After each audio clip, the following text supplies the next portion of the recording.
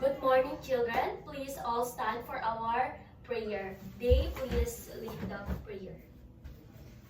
Let's bow our head and put ourselves in the presence of God. In the name of the Father, The Son, the Holy Spirit. Amen. O God Almighty, behold us, thy loving children, offering thee today our work and studies. Help us, dear Lord, to be obedient to our teachers, kind to our companion, diligent to our studies, that we will merit thy blessings for ourselves, our school, and the beloved country, the Philippines. Amen.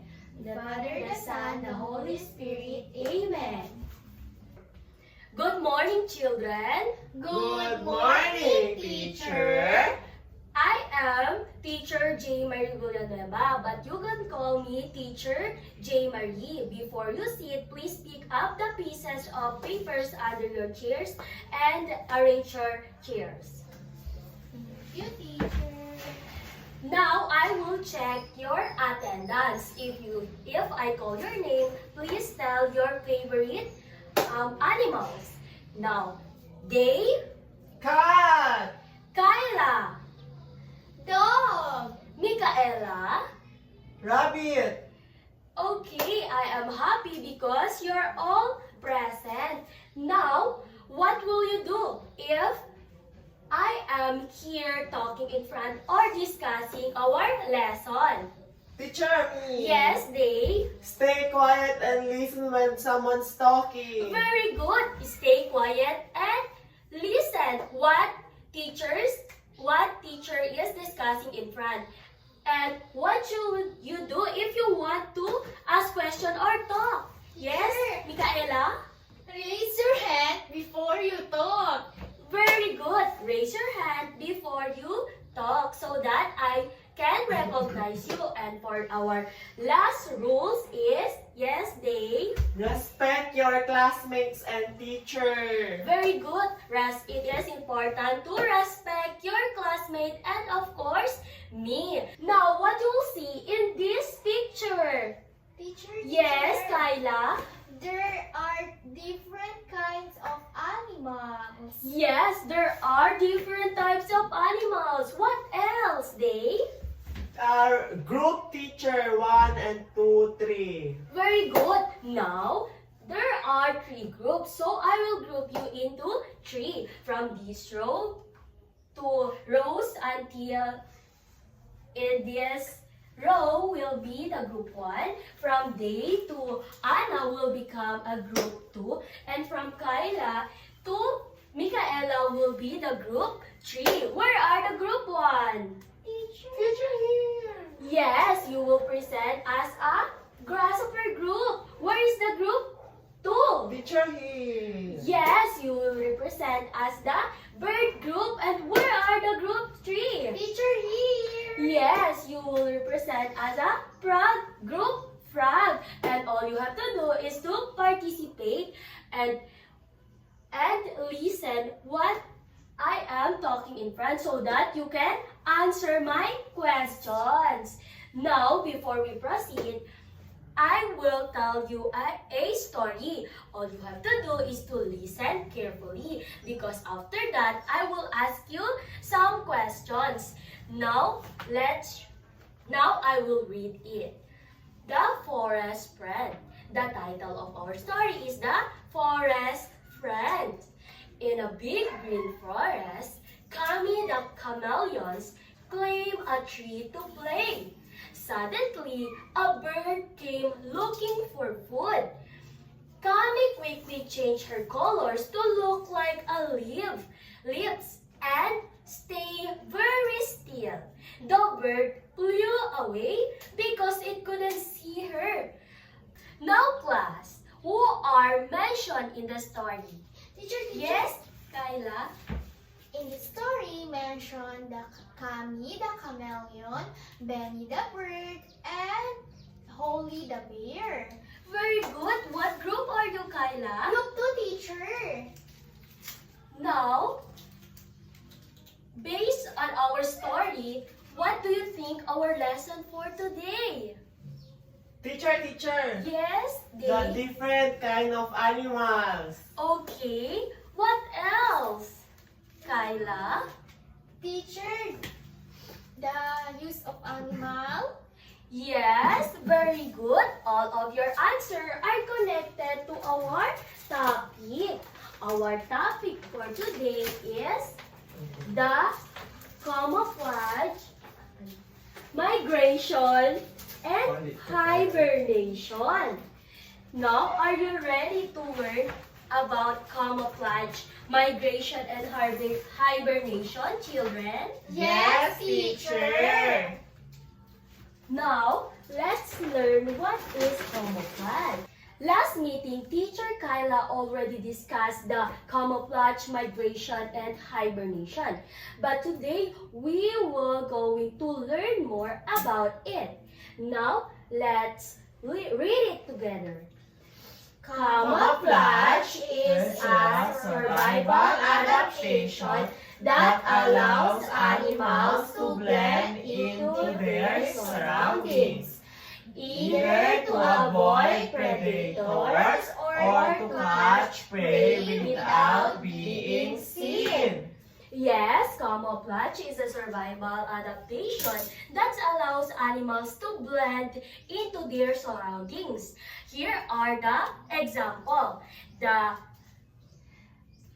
Leaf-tailed gecko. Yes, the leaf-tailed gecko and The grasshopper. yes, the grasshopper. Now let's learn the 4 types of camouflage. So the 4 types of camouflage. Number 1, please read. Color matching. Animals match the colors of their environment. Yes, the number 1 types of camouflage is color matching. It is a kind of animals that match the colors of their surroundings. So as you can see, I have here an example of it. So first is the color matching. Here are the example of color matching. Ah. What do you see in the picture? Grasshopper. Yes, grasshopper these are the animals that match the color of their surroundings. So if the grasshopper is color green and in their surroundings also a green grass, it is easy to find the grasshopper in a green grass. No. Yes, it is hard to find. Let's move on to the number 2 types of camouflage. Please read. Mimicry. Animals imitate objects or other animals. Yes, the mimicry. These are the animals that pretend or imitate objects like this in the picture. What do you think? This kind of animals. Stick insect. Yes, the stick insect pretend as a twig or as a stick. It is hard to find or not? Hard. Because it imitates object, teacher. yes, because it pretends like a twig. Now let's move on to the number 3 types of camouflage. Read it together. Disruptive patterns. Pattern breaks up an animal's outline.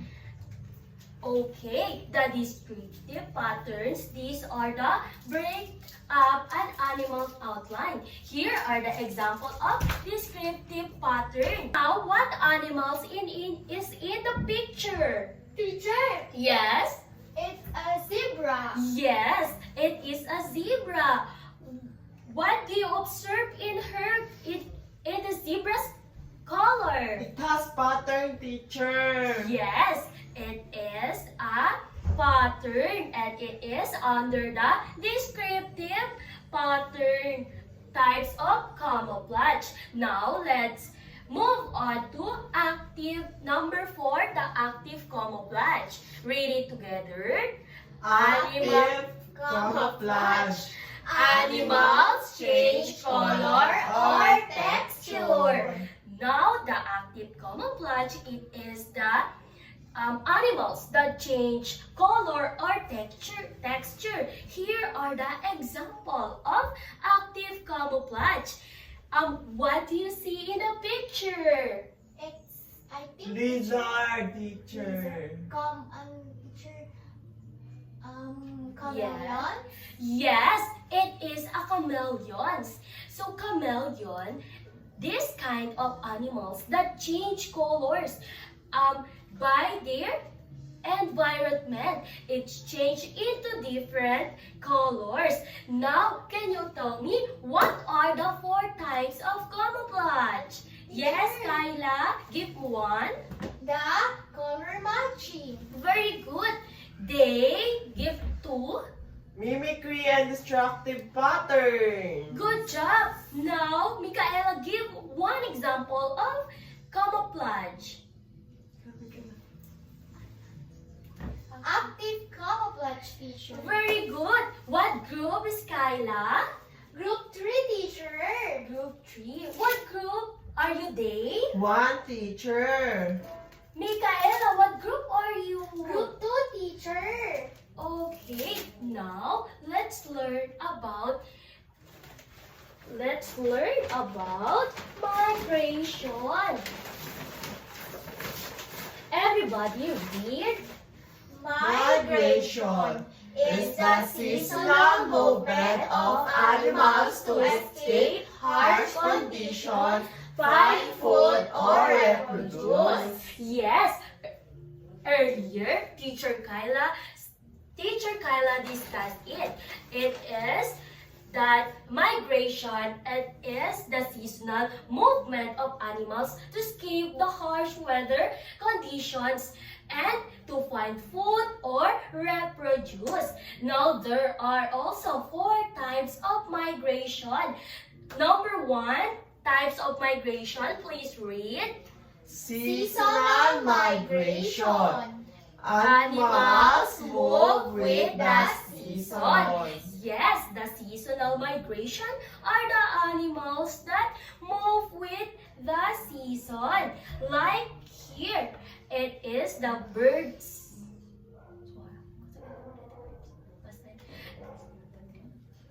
It is the birds. The birds travel 1,000 miles just to find food and to escape the harsh weather conditions. Now, let's move on to the number 2 types of migration. Please read all together. Resource-based migration. Animals move for food or water. Yes, these resource-based animals. These are the animals move for food and water. Now, let's look the example of it. Here, these are the Cow. No, this is the wild bees. They travel 1,000 miles just to find food or water. Now let's move on to the number 3 types of migration. Read it together. Multi-generational migration. The journey is completed over generations. Yes, the multi-generational migration. These are the completed over generation, or they are multiplied. They became many. So here are the example. The monarch butterfly. Monarch butterfly travels a 100 miles just to multiply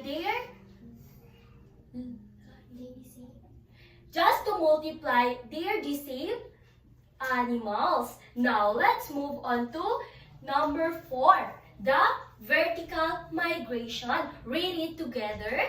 Vertical migration. Marine animals move up and down in water. Yes, the vertical migration. These are the marine animals. Where did we find the marine animals? In water, What? teacher. In the sea. Yes, very good. We find them in waters, in sea. Now, let's find out what kind of animals is it. Here, Whale. Salmon. yes, your answer are correct. These are the salmon. The salmon is an example of vertical migration because they are moved in the water. Yes, now let's move on to the last part of the animals adaptation. Now let's talk about hibernation. Please read. Hibernation is a deep sleep that helps animals survive cold weathers or food scarcity. Yes, hibernation is a deep sleep that helps animals to survive in a cold weather or in the food scarcity. Here are the example. Look at the example. What do you see in the example? Teacher, Frog. it's Yes, the frog is, In the snow. hibernate. yes, it hibernates and it is freeze. Did you know that the frog can freeze and after the cold weather or after the winter weather, it became alive again? Did you understand, class? Yes, teacher. What are the types of camouflage that we learned earlier? Teacher. Yes, Kyla.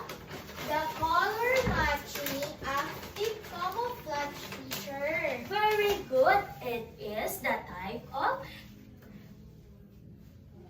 camouflage. Now give me at least 2 types of migration. Yes, Dave? Teacher, the multi-generation migration and resource-based migration. Very good. And for the last one, what we tackled the last one? Teacher, Yes. The hibernation, teacher. Very good. It seems like you already understand our lesson. Now, I will give you an activity. So, I will give you a card. All you have to do is to arrange it. And after you arrange it, one person in your group will going in front and show your work. And what you are going to do is to tell us what adaptational survival that they are used. Now I will give it to group 1, group 2, and group 3. I will give you 3 minutes.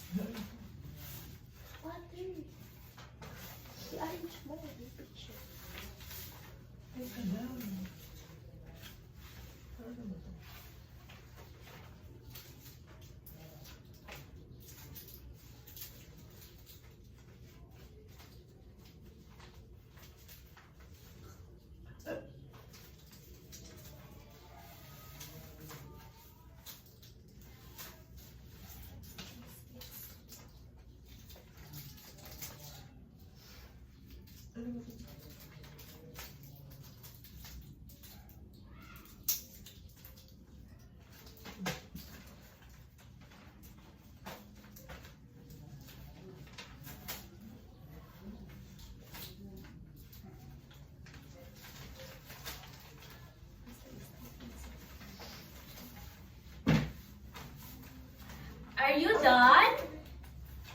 Are you done, class? Yes! teacher. Group 1, please come in front and show your work. This is the work of Group 1. This is a seasonal migration. Yes, it's the bird is traveled from 1,000 miles to migrate and to reproduce their generation. Very good. The group 1 will receive 2 points. Now let's call the group 2 for their work. This is a group work of group 2. This animal is a stick insect under the adaptation survival of camouflage. And these are in a type of mimicry because it imitates the object. Thank you. Very good. The group 2 did the work. And now you already present it all. And I will give you 2 points each. Now let's have you are going to get your 1 whole sheet of paper and answer this. I will read the direction. Look at the picture in a column 1. Identify the types of adaptation for survival shown by the animal. Are you ready to answer it, class? Yes. Teacher. Did you already put your names? Yes. Teacher. Now, here are the example, the picture. So, the adaptation survival types is the camouflage, and the types of the adaptation survival is the descriptive pattern. Now, your turn. You are going to put it on your 1 whole sheet of paper. Are you done, class? Yes, teacher. Now, please pass your papers in front. Very good. Now please get your assignment notebook.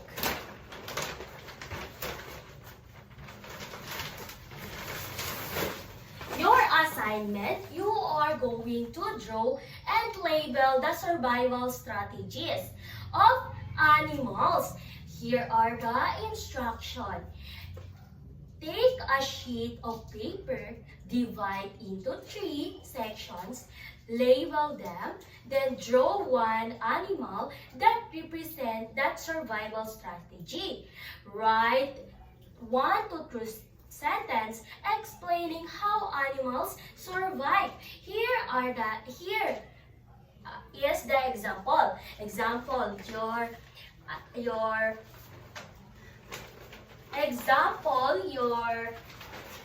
adaptation survival is the hibernation.